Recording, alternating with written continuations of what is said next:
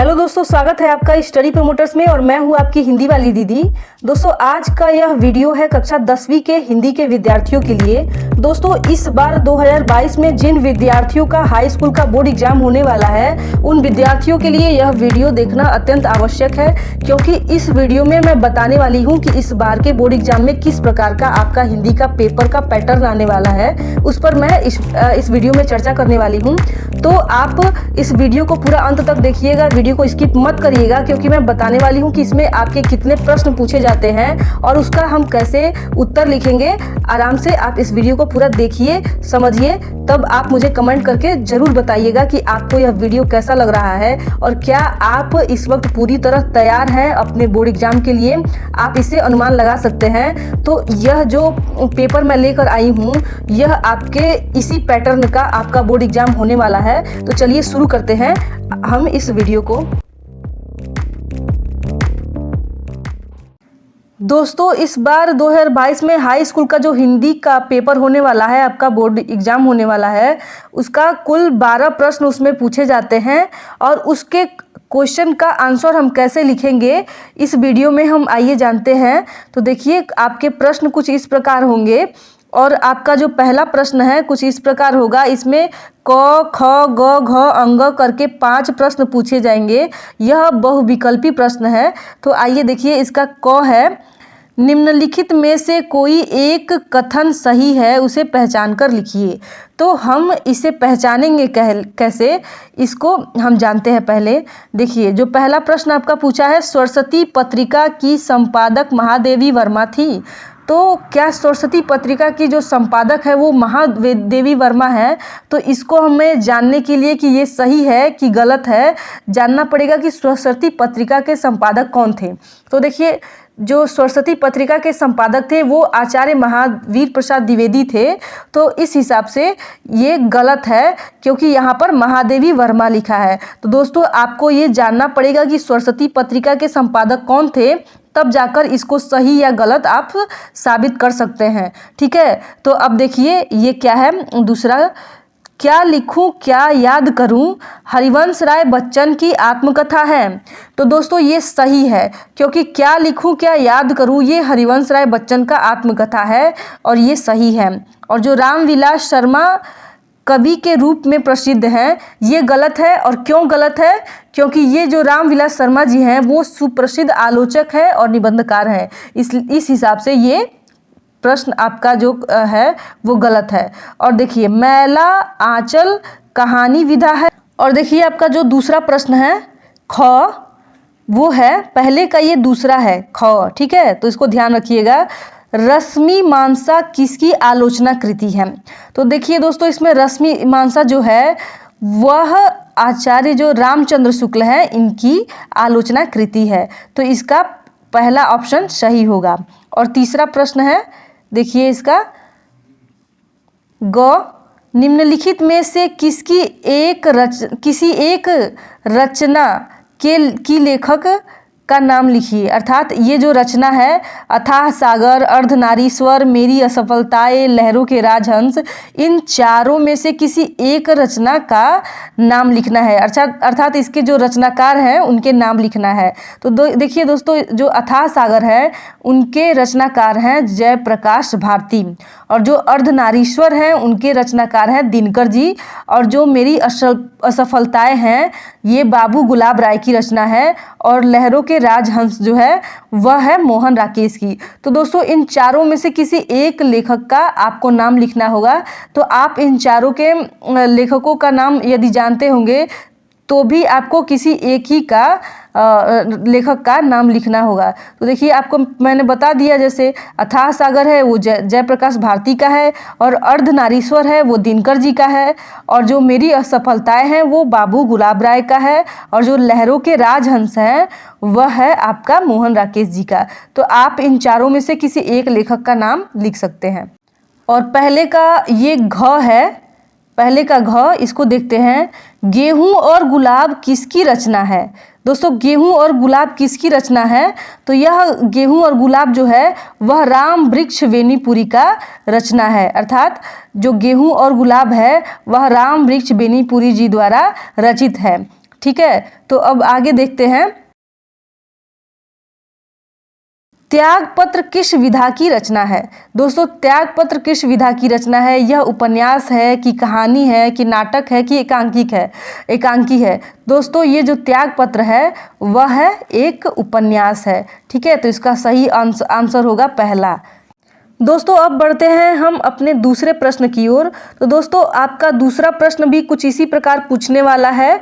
दूसरे प्रश्न में भी क ख ग करके पूछेगा।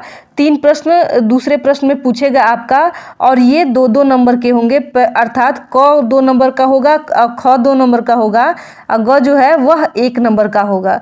तो आपका प्रश्न क्या है? क। देखिए, रीति मुक्त धारा की किन्हीं 2 कवियों का नाम लिखिए।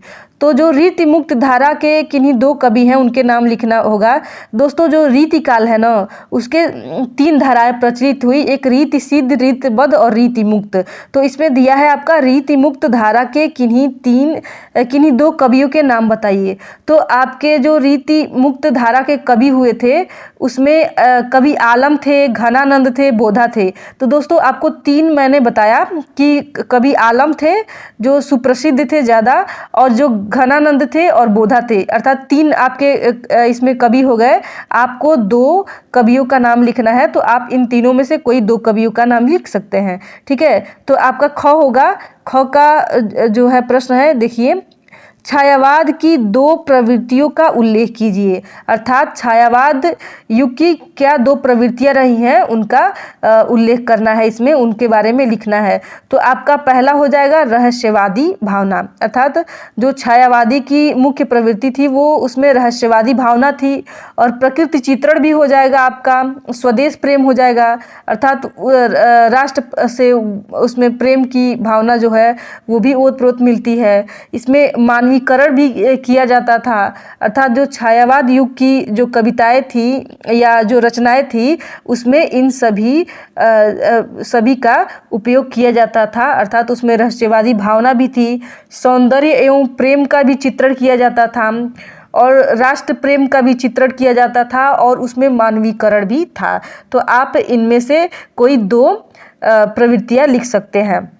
और यह ग है, उसका देखिए, उत्तरायण कृति के रचनाकार का नाम लिखिए। तो दोस्तों, जो उत्तरायण कृति है उसके रचनाकार हैं आपके डॉक्टर राम कुमार वर्मा जी। ठीक है, तो आप यदि इस दूसरे प्रश्न का क ख ग आप प्रश्न का आंसर देते हैं तो आपको कुल मिलेंगे 5 अंक।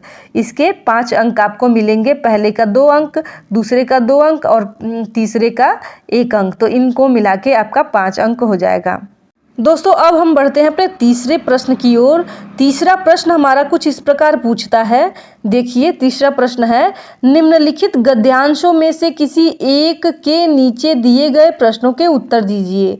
दोस्तों, ये जो गद्यांश है ये गद्य खंड से पूछा गया है। ये जो पंक्ति है, और इसका इस प्रकार देता है क, और अथवा करके देता है, फिर से यहाँ पे कुछ पंक्तियाँ दे देगा और उसके नीचे देगा 3 प्रश्न जिसके उत्तर हमें देना होगा। अर्थात इन्हीं पंक्तियों में से इस प्रश्न को उठाया गया है और इन तीनों का हमें उत्तर देना होगा। तो हम इसका क का उत्तर बताने वाले हैं। तो देखिए, इसको सबसे पहले तो हम इसे पढ़ेंगे। भिन्न भिन्न धर्मों को मानने वाले भी जो सारी दुनिया के सभी देशों में बसे हुए हैं, यहाँ भी थोड़ी बहुत संख्या में पाए जाते हैं। और जिस तरह यहाँ की बोलियों की गिनती आसान नहीं है, उसी तरह यहाँ के भिन्न भिन्न धर्मों के संप्रदायों की भी गिनती आसान नहीं है।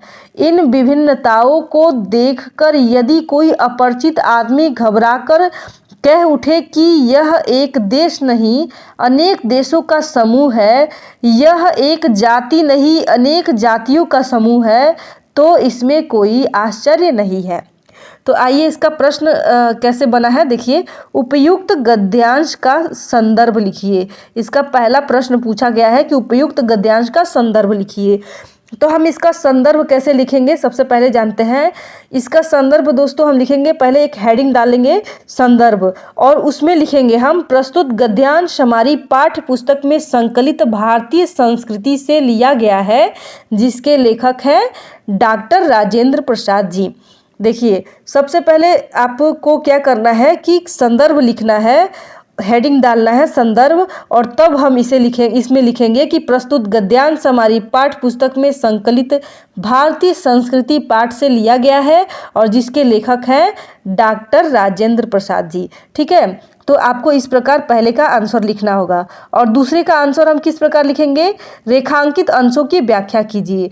तो यहाँ पर जो रेखांकित अंश है, इन विभिन्नताओं को देखकर यदि अपरिचित आदमी घबरा कर कह उठे, ये जो जितनी भी रेखांकित अंश है इनकी, इसका हम व्याख्या करेंगे।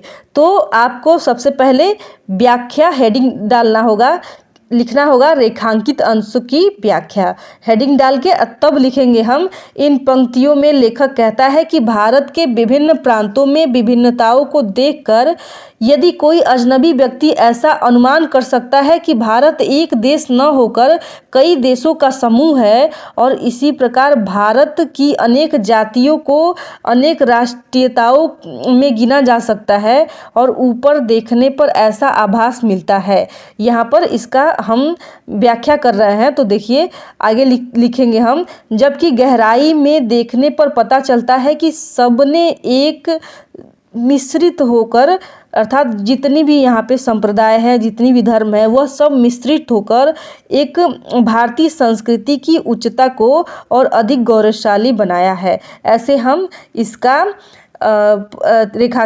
रेखांकित अंशों का व्याख्या करेंगे। दोस्तों, आप अपने अनुसार, अपने अनुभव के अनुसार आप इसकी व्याख्या कर सकते हैं। मैं जो बोली हूँ वही नहीं रहेगा, आप भी इसको अलग प्रकार से अपने भाषा में व्याख्या इसका कर सकते हैं। अब तीसरा आपका प्रश्न क्या पूछता है, देखिए, उपयुक्त गद्यांश में भारत की बोलियों एवं संप्रदायों के संबंध में लेखक द्वारा क्या बताया गया है। तो इसका आंसर हम लिखेंगे कि प्रस्तुत गद्यांश में भारत की बोलियों एवं संप्रदायों के संबंध में बताया गया है कि यहाँ की बोलियाँ जो है उसकी गिनती आसान नहीं है और उसी तरह यहाँ के भिन्न भिन्न संप्रदायों की भी गिनती सरल नहीं है। यह इन तीनों का आपका आंसर होगा, ऐसे लिखा जाएगा और इसके आपको 6 नंबर मिलेंगे दोस्तों।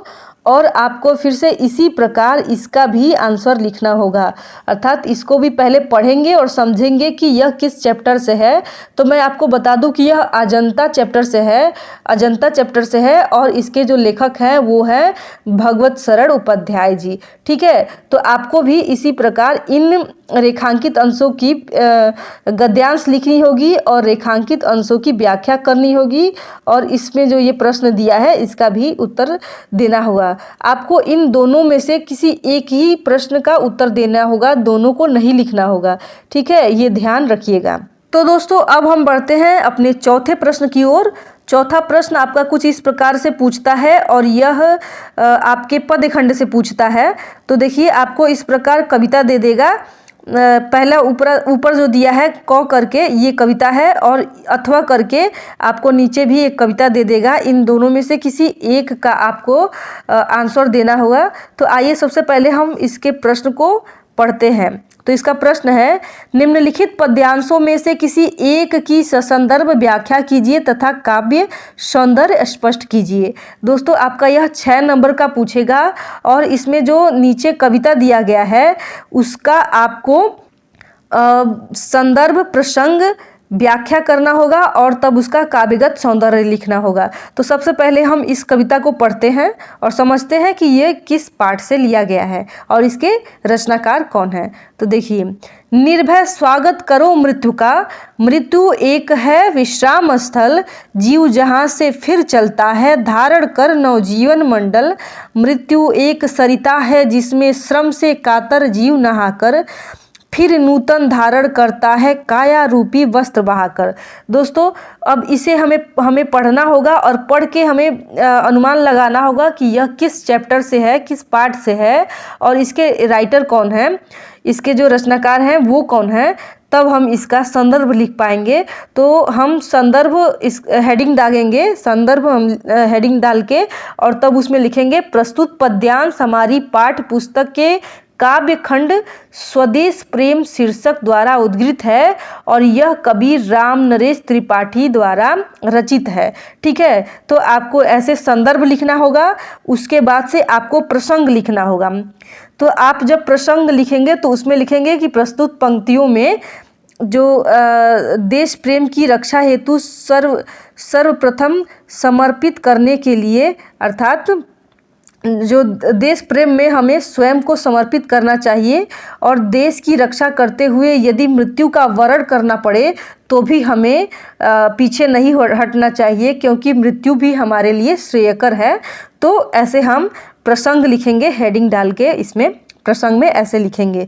ठीक है, अब उसके बाद से हम इसका व्याख्या करेंगे। तो व्याख्या कैसे करेंगे, देखिए जो लिखा है, निर्भीत स्वागत करो मृत्यु का, मृत्यु एक विश्राम स्थल है। तो ऐसे इसको लिखेंगे कि कवि कहता है या प्रस्तुत पंक्तियों में कवि कहता है कि हे देशवासियों, मृत्यु का वरण सहर्ष करो, मृत्यु का स्वागत करो, क्योंकि मृत्यु एक विश्राम स्थल है और मृत्यु के बाद जीवन पुनः नए शरीर को धारण करके फिर से अपनी जीवन यात्रा को शुरू करता है।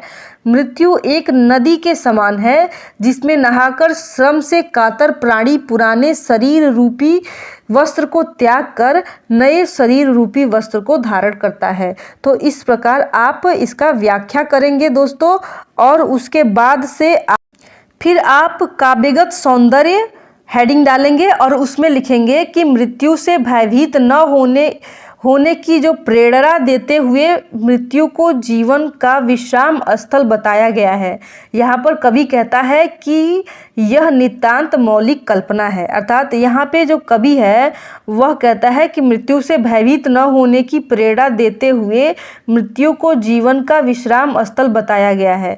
यहाँ पे कवि यह बताता है कि जो मृत्यु है उससे भयभीत नहीं होना चाहिए और यह प्रेरणादायक है। ऐसे आप अपने हिसाब से, अपने शब्द अनुसार आप इसका काव्यगत सौंदर्य लिख सकते हैं दोस्तों। ठीक उसी प्रकार आपको जिस प्रकार मैंने ऊपर का बताया, ऊपर जो ये कविता है इसका बताया, ठीक उसी प्रकार इसका भी हम संदर्भ, प्रसंग, व्याख्या और काव्यगत सौंदर्य लिखेंगे।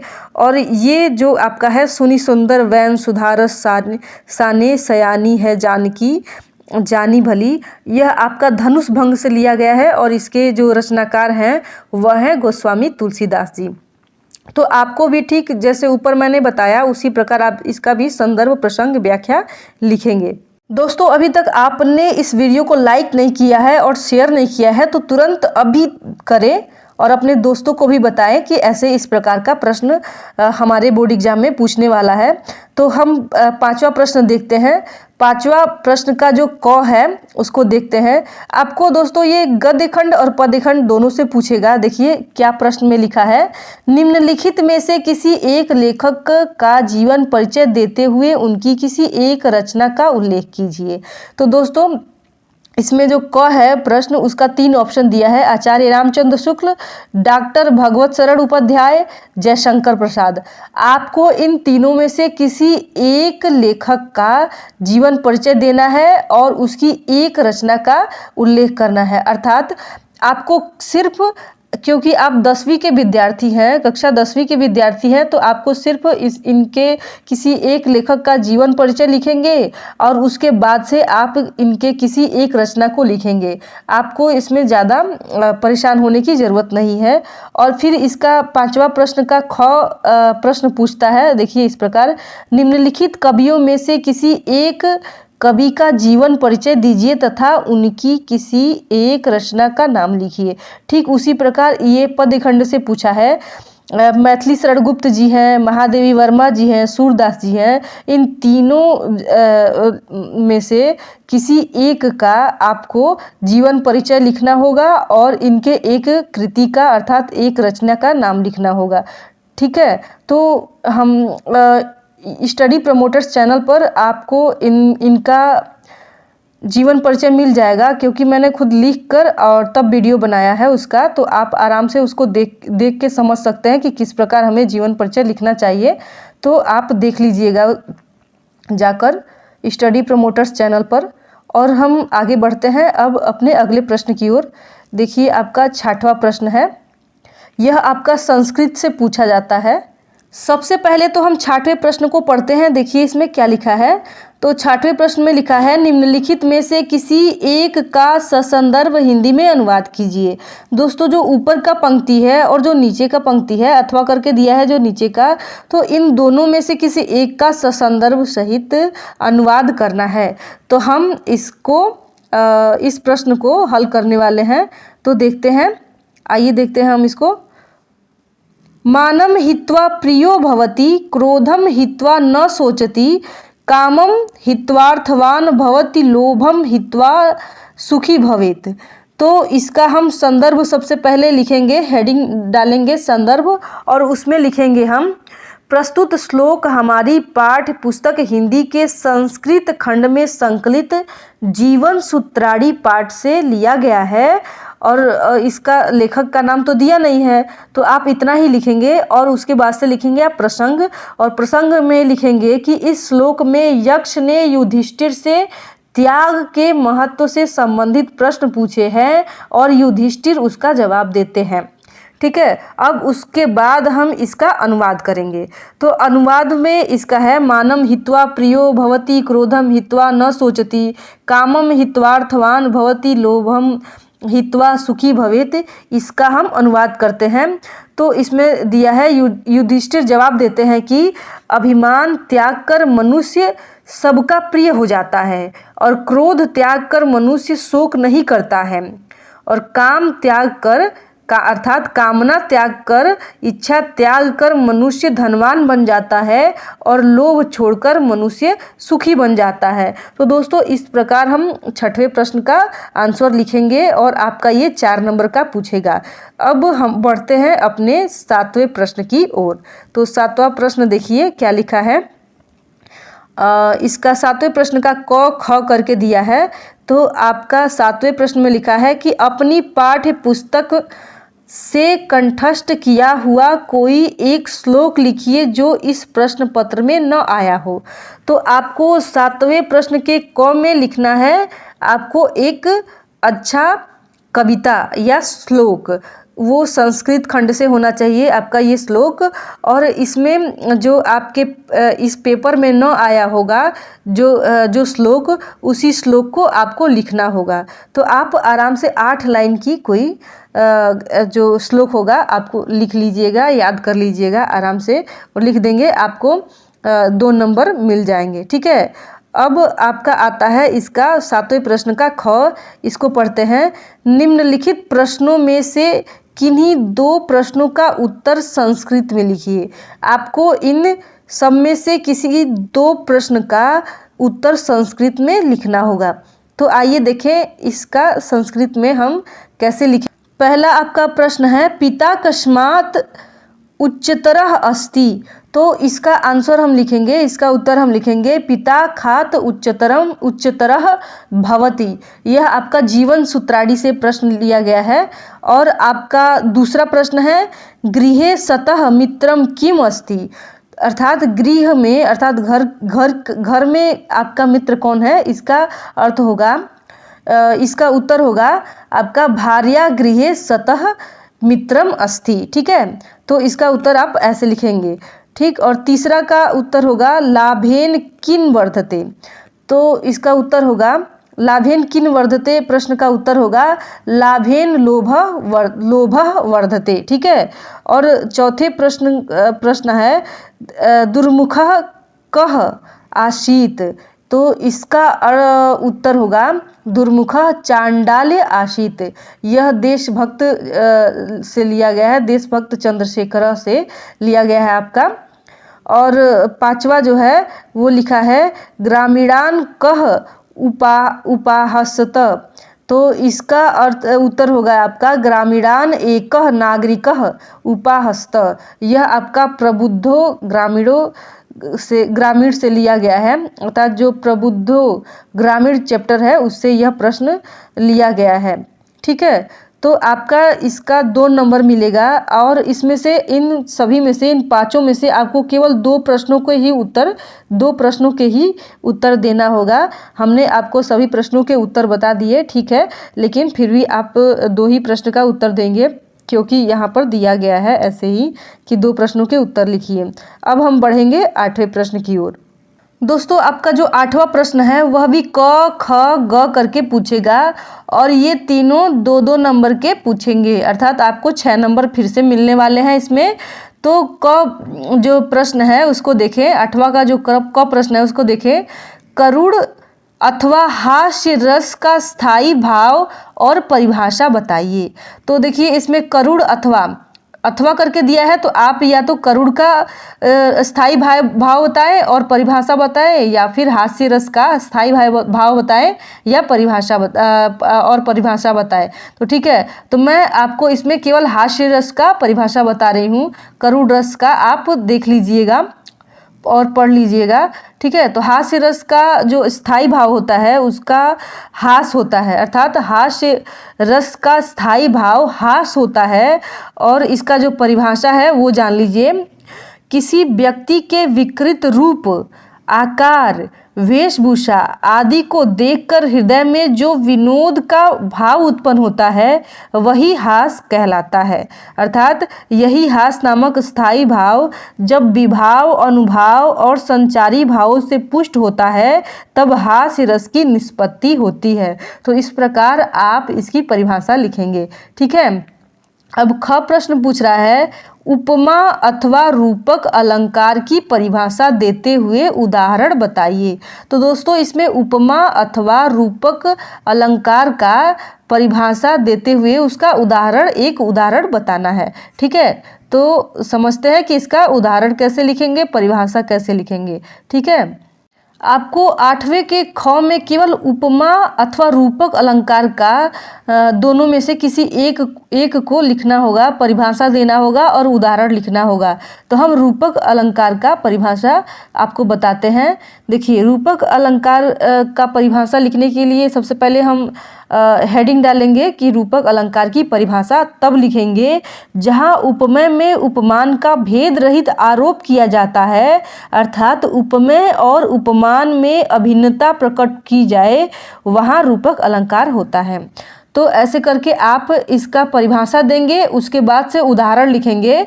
तो उदाहरण में आप ये लिख सकते हैं, उदाहरण हेडिंग डाल के और तब लिख सकते हैं चरण कमल बंदो हरिराई। ये उदाहरण हो सकता है आपका, क्योंकि इसमें जो चरण है वो एकदम कमल के समान है, इसमें कोई भी वो भेद नहीं, उसके समान नहीं दिखाया गया है, अर्थात इसमें जो चरण है वो स्वयं कमल है, अर्थात कमल जैसे इनका चरण है। और एक और उदाहरण आप देख सकते हैं, उदित उदयगिरी मंच पर रघुवर बाल पतंग। इस प्रकार आप इसे भी उदाहरण के स्वरूप लिख सकते हैं। तो आपको केवल एक ही उदाहरण लिखना है, ठीक है, और इसका परिभाषा मैंने बता दिया, वैसे ही आपको लिखना है। दोस्तों, आप यदि चाहते हैं कि हम इस प्रश्न को कॉपी पर लिख कर बताएं कि कैसे लिखा जाएगा, तो भी उसका वीडियो बना देंगे। केवल आपको कमेंट करके हमें बताना है कि आप क्या चाहते हैं, ऐसे आप समझ जा रहे हैं कि या फिर मैं आपको कॉपी पेन से लिख के बताऊं, ठीक है। तो आप हमें कमेंट करके बताइएगा, तो मैं वैसे करूँगी। 8वें का ग का जो प्रश्न है उसको हम देखते हैं। सोरठा अथवा रोला छंद की परिभाषा देते हुए उदाहरण बताइए। तो आपका ये भी 2 नंबर का है। तो इसमें मैं सोरठा छंद है जो उसका परिभाषा और उदाहरण बताती हूँ, ठीक है। तो इसका परिभाषा होगा सोरठा का कि सोरठा अर्धमात्रिक छंद है, इसमें 4 चरण होते हैं। प्रथम एवं तृतीय चरण में 11-11 मात्राएं होती हैं तथा द्वितीय एवं चतुर्थ चरण में 13-13 मात्राएं होती हैं। पहले और तीसरे चरण के अंत में गुरु लघु आते हैं और कहीं कहीं तुक भी मिलती है, यह दोहे का उल्टा होता है। दोस्तों, इस प्रकार तो इसका परिभाषा हो जाएगा। अब इसका उदाहरण होगा, जैसे एक उदाहरण ले लीजिए। जे ही सुमिरत सिद्धि होई और गणनायक करिवर बदन करहूँ अनुग्रह सोई बुद्धि राशि सुभग गुण सदन। इस प्रकार आप एक उदाहरण लिख सकते हैं। आपको और भी कोई उदाहरण याद हो तो आप उसको भी लिख सकते हैं। ठीक है दोस्तों, अब आता है आपका 9वां प्रश्न। ये भी क ख ग करके ऐसे दिया है। तो इस 9वां प्रश्न का जो क है उसको हम पढ़ते हैं। निम्नलिखित उपसर्गों में से किन्हीं 3 के मेल से एक एक शब्द बनाइए, और आपका यह 3 नंबर का होगा। ठीक है, तो हम इसका कैसे मेल से एक शब्द बना सकते हैं। देखिए, इसके ये जो सु है ना, इसके अंत में, इसके लास्ट में कुछ शब्द जोड़ के हम एक शब्द बनाएंगे, अर्थात कुछ वाक्य जोड़ेंगे जिससे एक शब्द बन जाएगा। तो आपको इनमें से, इन सब में से किन्हीं तीन का ही शब्द बनाना है और एक एक शब्द बनाना है। तो हम वो शब्द कैसे बनाएंगे, देखिए, जैसे सु है तो सु के पीछे लगाएंगे मार्ग, तो हो जाएगा सुमार्ग, या फिर सुधार हो जाएगा। तो ऐसे हम शब्द बनाकर एक शब्द लिखेंगे। और जैसे प्र है तो प्र का हम शब्द बनाएंगे तो होगा प्रख्यात, या प्रहार हो जाएगा, या प्रसार हो जाएगा, प्रचार हो जाएगा। ऐसे हम कोई एक शब्द बना सकते हैं। और प्रति जो है उसका एक शब्द बन सकता है, प्रतिदिन हो जाएगा, प्रतिभा हो जाएगा। इस प्रकार आपका एक शब्द बन जाता है। और देखिए, वही शब्द बनाना है जिसका कोई शाब्दिक अर्थ निकलता है। ऐसे ही कोई शब्द हमको नहीं बना देना है। ठीक है, तो इसमें ये ध्यान रखा जाता है। इन उपसर्गों में ऐसे ही किया जाता है। देखिए, उपसर्ग जो होता है उसके लास्ट में कुछ शब्द जोड़ के और एक नया शब्द बनाते हैं जिसका अर्थ निकलता हो। ठीक है, तो आपको ये ध्यान रखना होगा।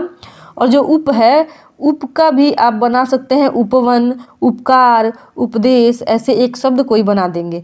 ठीक है, और निर है तो देखिए यहाँ पे जो र है वह आधा र है, तो इसमें हो जाएगा निर्मम, या निर्दोष हो जाएगा, या फिर निर्धन हो जाएगा। ठीक है, तो ऐसे एक उपसर्ग बन जाएगा। अभी है तो अभी का हो जाएगा अभिमान हो सकता है, या अभिप्राय हो जाएगा। तो इस प्रकार आप शब्द बनाकर किन्हीं 3 का लिख सकते हैं। इनमें से किन्हीं 3 का ही आपको लिख कर और उपसर्ग बनाना है। ठीक है, तो आपका यह 3 नंबर का होगा। अब चलते हैं 9वां का जो ख है उसको देखते हैं। तो 9वां का ख प्रश्न है, निम्नलिखित में से किन्हीं 2 प्रत्ययों के प्रयोग से एक एक शब्द बनाइए। अर्थात निम्नलिखित में से किन्हीं 2 प्रत्ययों के प्रयोग से एक एक शब्द बनाइए। अर्थात इसका 2 नंबर मिलेगा आपको। इनमें से, इन सब में से किन्हीं दो का ही आपको शब्द बनाकर लिखना है। तो देखिए, जो प्रत्यय है ना उसको पहले कुछ शब्द जोड़ के और लगाया जाता है। ये जो ना है वो लास्ट में चला जाएगा, और जो हम कुछ शब्द जोड़ेंगे वो आगे जोड़ेंगे। ठीक है, तो जैसे आपका ना है तो इसका अगर यदि हम शब्द बनाते हैं, प्रत्यय बनाते हैं, तो इसका होगा पढ़ना, लिखना। देखिए, इसमें लास्ट में ना आ रहा है ना, तो ऐसे आपको ध्यान रखना होगा कि जो प्रत्यय है उसमें आगे जोड़ा जाता है शब्द, और ये जो है वो वो लास्ट में चला जाएगा। ठीक है, और पन है तो इसका उपवन हो जाएगा। ऐसे मतलब आप कोई शब्द बनाकर लिख सकते हैं। अब जैसे आपका ये पन है तो इसका भोलापन हो सकता है, या फिर पागलपन हो सकता है, या फिर बड़प्पन हो सकता है। इस प्रकार आप शब्द बना सकते हैं। तो आपको केवल 2 ही प्रश्नों को इसमें शब्द बनाकर लिखना है, 2 ही प्रत्यय लिखना है, और इन दोनों का एक एक शब्द बनाकर लिखना है। ठीक है, तो अब ग का देखते हैं। तो ग का दिया गया है कि निम्नलिखित में से किन्हीं 2 का समास विग्रह कीजिए तथा समास का नाम बताइए। इनमें से किन्हीं 2 का ही समास विग्रह आपको करना है, और उसका कौन सा समास है आपको बताना होगा। ठीक है, तो आपका जैसे दिया है राधा कृष्ण, सप्ताह धान्य, सप्ताह धान्य है, चौराहा है, उत्थान पतन दिया गया है। ठीक है, तो आप कैसे इसको किन्हीं 2 का ही समास विग्रह करना है। तो जैसे ये राधा कृष्ण है तो हम इसका समास विग्रह करेंगे राधा और कृष्ण, तो ये आपका द्वंद्व समास हो जाएगा। ठीक है, और जैसे मान लीजिए सबसे आसान लग रहा है ये चौथा, तो चौराहा। तीसरा है जो ये सबसे आसान मुझे लग रहा है, तो इसमें दिया है चौराहा, अर्थात 4 राहों का रास्ता। ठीक है, या 4 राहों का जो रास्ता होता है, 4 राहों का रास्ता समाहार जो होता है उसे कहेंगे हम द्विगु समास। ये द्विगु समास हो जाएगा। ठीक है, तो ऐसे ही हम इसको लिखेंगे। अब हम घ को भी देखते हैं। घ है जो इसमें लिखा है, निम्नलिखित में से किन्हीं 2 शब्दों के तत्सम रूप लिखिए। अब इनमें से जो ये 4 हैं, इनका इन चारों में से किन्हीं 2 का तत्सम शब्द हमें लिखना है। तो जैसे घर है आपका, तो इसका तत्सम शब्द लिखेंगे तो देखिए, ये जो आपका ये घर है वो तद्भव है और इसका तत्सम हम लिखेंगे। ठीक है, तो तत्सम लिखेंगे तो घर का हो जाएगा गृह, और मानुष का हो जाएगा आपका मनुष्य, और गांव का हो जाएगा ग्राम, और चांद का हो जाएगा चंद्र। तो इस प्रकार आप तत्सम शब्द लिख सकते हैं। ठीक है, अब आपका अंगज है जो है वो इसमें लिखा है, निम्नलिखित में से किन्हीं 2 शब्दों के 2-2 पर्यायवाची लिखिए। अब इसका इनमें से इन चारों में से किन्हीं 2 का पर्यायवाची शब्द लिखना होगा। तो पर्यायवाची शब्द हम कैसे लिखेंगे, जैसे ईश्वर है तो इसका हम लिखेंगे परमात्मा, परमेश्वर, ऐसे हम 2 पर्यायवाची लिख सकते हैं। कमल है उसका लिख देंगे हम सरोज, पंकज, जलज, नीरज, ऐसे करके हम कोई 2 ही बस लिखेंगे पर्यायवाची। ठीक है, फूल है तो फूल का पुष्प हो सकता है, सुमन हो जाएगा, मंजरी हो जाएगा। तो इस प्रकार फूल का पर्यायवाची हो जाएगा। जंगल का आपका विपिन हो जाएगा, कानन हो जाएगा। ऐसे करके आप इन चारों में से किन्हीं 2 का पर्यायवाची शब्द लिख सकते हैं। ठीक है, और इसके 2 अंक मिलेंगे आपको। अब हम 10वां प्रश्न देख लेते हैं दोस्तों। 10वां प्रश्न का भी आपका क करके दिया है। तो इसमें दिया है, क में निम्नलिखित शब्दों में से किन्हीं 2 का संधि विच्छेद कीजिए और संधि का नाम लिखिए। तो इन चारों में से किन्हीं 2 का आपको संधि विच्छेद करना है और उसका कौन सा संधि है उसका नाम भी बताना है। ठीक है, तो देखिए, संधि का नाम बताना है और संधि विच्छेद करना है, ये 2 चीज़ इसमें है। तो ये जो आपका पहला है उत्तरम, तो इसका आप संधि विच्छेद करेंगे तो होगा प्रति प्लस उत्तरम। इस पे स्पष्ट लिख नहीं पा रहे हैं हम, लेकिन इसका आपको जब संधि विच्छेद करेंगे तो होगा प्रति प्लस उत्तरम, और ये है यड़ संधि। ठीक है, और दूसरा है जो स्वागतम, इसका होगा सु प्लस आगतम, ये भी यड़ संधि के अंतर्गत आता है। और इत्यादि है, इसका होगा इति प्लस आदि, ये भी यड़ संधि है। और लाकृति जो है वो भी यड़ संधि है, और इसका होगा ली, ऐसे ली लिखेंगे आप, ली, और तब प्लस करके आकृति लिख देंगे। ये भी दोस्तों आपका यड़ संधि है। और इसको केवल किसी 2 का ही करना है, तो आप किन्हीं 2 का आप संधि विच्छेद करते हैं और उस संधि का नाम बताते हैं, तो आपको 2 अंक मिल जाएंगे। ठीक है, अब देखिए 10वां का जो ख प्रश्न है उसको देखिए, निम्नलिखित शब्दों की चतुर्थी विभक्ति एवं द्विवचन का रूप लिखिए। इनमें से जो मधु अथवा नदी है, या दूसरा है फल अथवा मति, इनमें से किन्हीं का आपको विभक्ति लिखना है, चतुर्थी विभक्ति होना चाहिए और द्विवचन का रूप लिखना है। तो इनमें से ये जो शब्द है मधु है अथवा नदी है, इन दोनों में से कोई एक का हम विभक्ति लिखेंगे या द्विवचन इसका रूप लिखेंगे। तो जैसे मधु है, इसका हो जाएगा आपका मधुभ्याम। ठीक है, ये रूप बनेगा इसका। और जैसे आपका फल हो गया है, फल, तो इसका आप बनाएंगे तो होगा फलाभ्याम। ठीक है, तो इस प्रकार ये चतुर्थ विभक्ति द्विवचन का रूप है इसका, ठीक है। फल का फलाभ्याम चतुर्थ विभक्ति और द्विवचन का रूप है, ठीक। इसी प्रकार मति का भी बना सकते हैं और फिर से नदी का भी बना सकते हैं, नदीभ्याम होगा इसका, ठीक। तो इस प्रकार हम इसका उत्तर लिखेंगे। और आपका 10वां का ग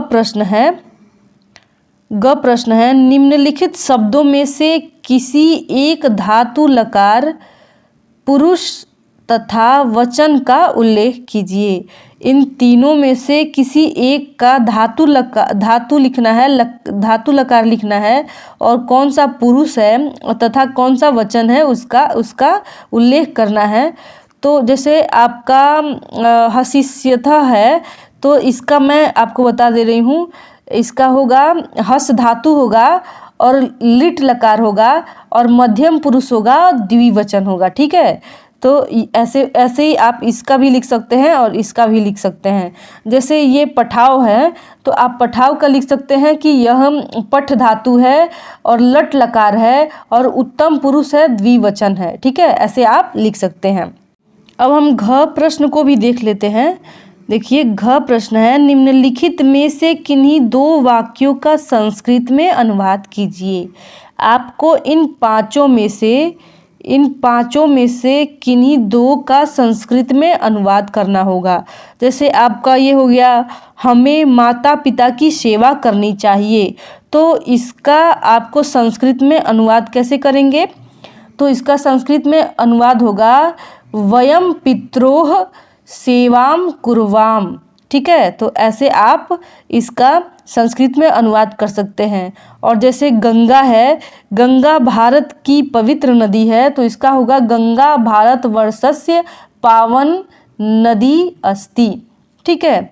और या फिर आपका जो विद्या है, विद्या विनय से बढ़ती है, तो इसका आपका संस्कृत में अनुवाद होगा विद्या विनयात वर्धते, ठीक है। इसी प्रकार आप किन्हीं दो का संस्कृत में अनुवाद करेंगे तो आपको 2 नंबर इसके भी मिलेंगे।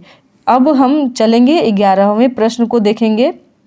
दोस्तों, आपका 11वां प्रश्न है आपका, निम्नलिखित विषयों में से किसी एक विषय पर निबंध लिखिए। आपको यह 6 नंबर का होगा आपका यह 11वां प्रश्न। और इसमें कुछ ऐसे ही ऑप्शन दे देगा, 4 ऑप्शन यहाँ पे दिया है। तो इसमें स्वास्थ्य और शिक्षा, पर्यावरण प्रदूषण है, वन महोत्सव है, साहित्य और समाज है। इन चारों में से किसी एक पर आपको निबंध लिखना होगा। और निबंध कैसे लिखा जाता है, इसकी रूपरेखा कैसी होती है, हम थोड़ा सा आपको हिंट दे देते हैं। जैसे ये पर्यावरण प्रदूषण है, तो इसको लिखेंगे कैसे? सबसे पहले तो हम इसका प्रस्तावना लिखेंगे।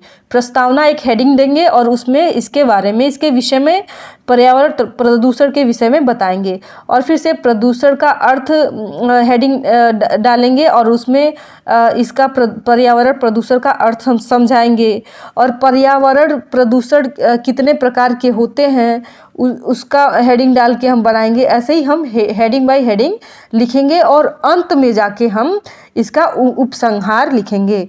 हेडिंग डालेंगे, उपसंहार, तब इसका सारा उपसंहार लिखेंगे। अर्थात कुछ कम शब्दों में ही इन ऊपर जितने भी हम शब्द लिखे होंगे उन सब का समाहार लिख देते हैं।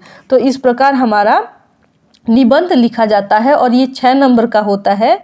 तो ऐसे ही आपका इसी पैटर्न के हिसाब से जैसे मैं बता रही हूँ, सेम आपका बोर्ड एग्ज़ाम में 2022 के जो यूपी बोर्ड का हिंदी का बोर्ड एग्ज़ाम होने वाला है, उसमें सेम इसी प्रकार का आपका पैटर्न आने वाला है। और दोस्तों, दूसरा ये जो 12वां प्रश्न है, इसको भी देख लीजिए आपको कैसे लिखना होगा। अपने पठित खंडकाव्य के आधार पर निम्नलिखित प्रश्नों में से किसी एक का उत्तर दीजिए।